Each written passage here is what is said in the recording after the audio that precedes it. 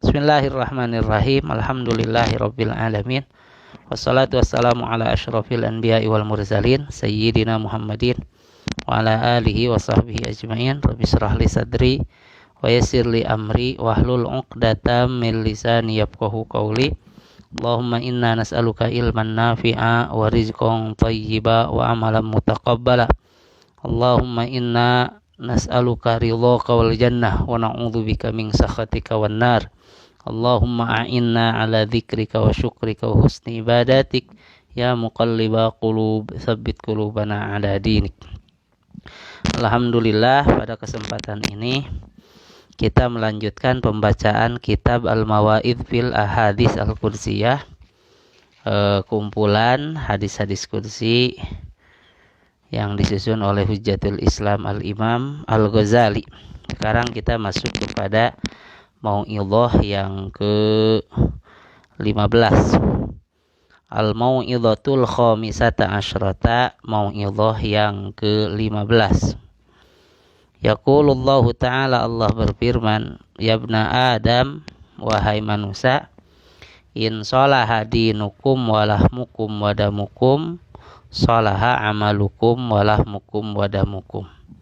Wahai manusia, jika agamamu baik, insyallaha dinukum, jika baik opo dinukum agamamu, walahmukum walahmukum dagingmu, wadamukum dan darahmu, jika agamamu, dagingmu dan darahmu baik, sholaha amalukum walahmukum wadamukum, maka amal perbuatanmu, dagingmu dan darahmu akan baik juga. Wa in fasada dinukum fasada amalukum walahmukum wadamukum, jika rusak agamamu, maka akan rusak pula amal perbuatanmu, dagingmu dan darahmu.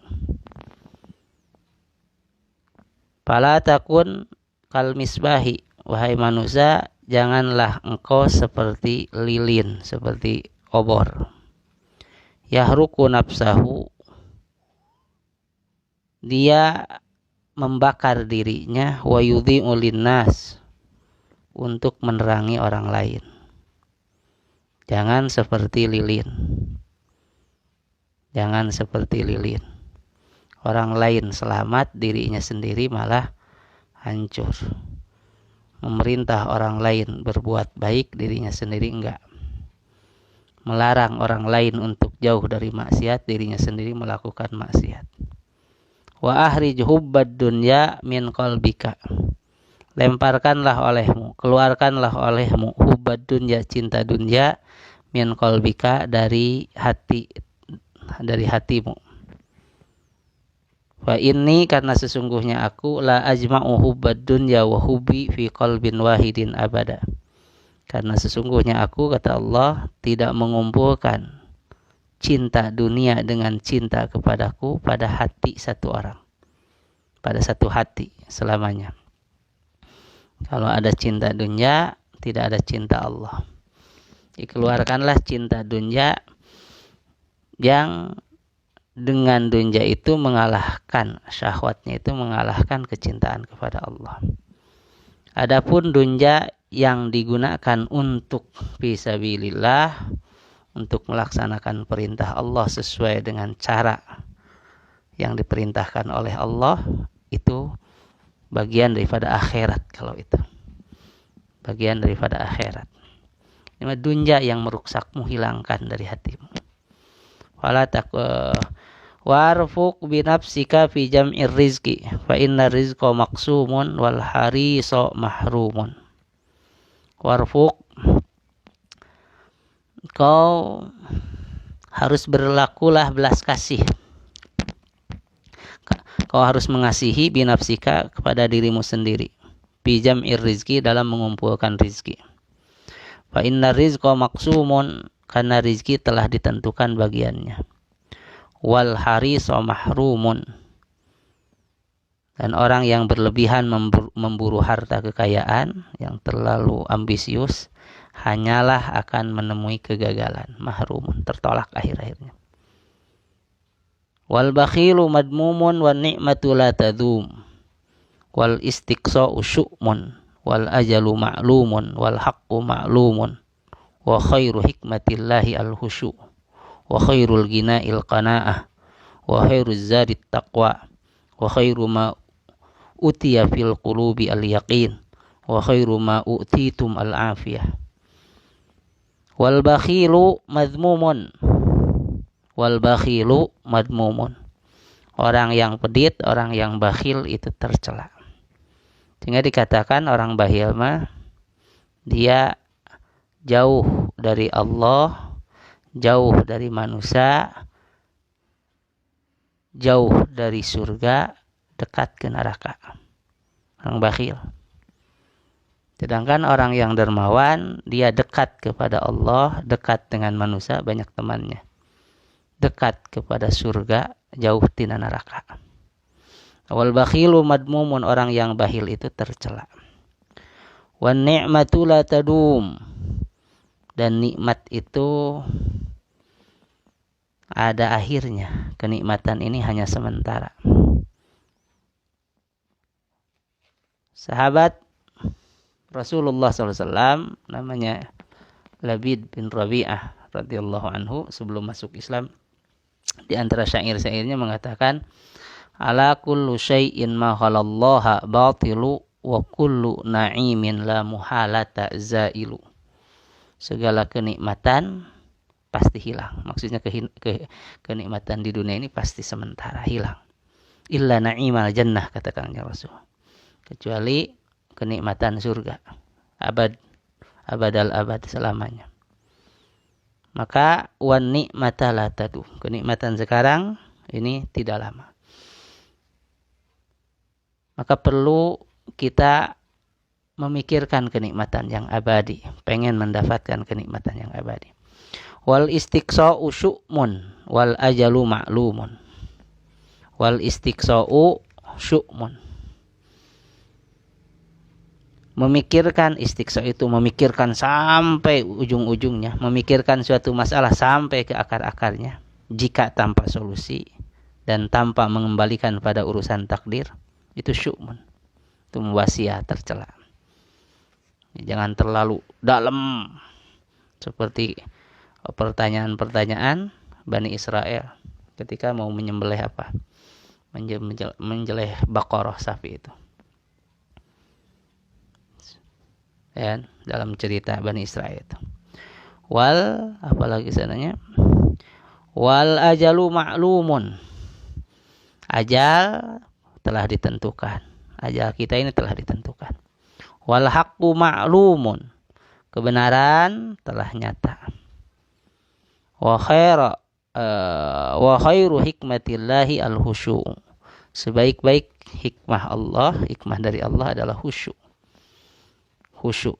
Sebaik-baik hikmah dari Allah yang diberikan kepada seseorang adalah khusyuk. Nah, khusyuk itu kata Imam Hasan Basri adalah al-khauf ad-daim al-lazim lil qalbi. Rasa takut yang terus-menerus yang ada di dalam hati. Takut kepada Allah. Sehingga al-khashi itu di dalam Al-Qur'an, alladzina yadhunnuna annahum mulaqu rabbihim wa annahum ilaihi raji'un. Itu orang-orang yang senantiasa terus yakin, yadhunnuna annahum mulaqu rabbihim, bahwa dirinya akan bertemu dengan Tuhan mereka, dengan Tuhannya. Wa annahum ilaihi raji'un, dan yakin betul bahwa dirinya akan dikembalikan kepada Tuhannya. Itu khusyuk di dalam hati, al-khusyuk. Harus khusyuk. Jadi sebaik-baik hikmah Allah adalah khusyuk dalam hati ini. Wa khairul ghina al-qana'atu. Sebaik-baik kekayaan itu adalah qana'ah, menerima yang ada, bersyukur dengan yang ada. Sehingga dalam hadis lain Rasul menyabdakan, al-qana'atu kanzun la yafna. Qana'ah itu adalah kanzun, gudang yang tidak akan pernah habis. Jadi orang yang punya qanaah itu bagaikan punya harta yang banyak yang gak bakal habis, karena terus merasa gembira, terus merasa bahagia, terus bersyukur dengan yang ada. Ya, qanaah itu adalah tarkut tasyawuf ilal mafkud wal istighna bil mawjud. Dia tidak banyak lurak-lirik terhadap yang tidak ada, tapi menikmati yang ada. Itu sebaik-baik kekayaan itu. Apa artinya kekayaan? Jika masih merasa miskin. Gak pernah cukup dengan yang ada. Wa khairuz zadi at-taqwa. Sebaik-baik bekal adalah ketakwaan. Sebaik-baik bekal itu adalah takwa. Kata jawadu fa inna khairaz zadi at-taqwa. Berbekal. Takwa itu bisa artian takwa imtizal awamirillah wajtinabun nawahi, atau disebut takwa itu ma yakfi, sesuatu yang mayuttaqo bihi anil mas'alah. Sesuatu yang kita kalau punya itu kita nggak perlu minta-minta ke orang lain. Bekal itu secukupnya lah gitu. Wa khairuz zadi at-taqwa. Wa khairu ma apa? Wa khairu ma utiya fil qulubi al yaqinu. Sesuatu yang paling baik yang diberikan di dalam hati adalah keyakinan. Keyakinan itu sebaik-baiknya yang ada di dalam hati.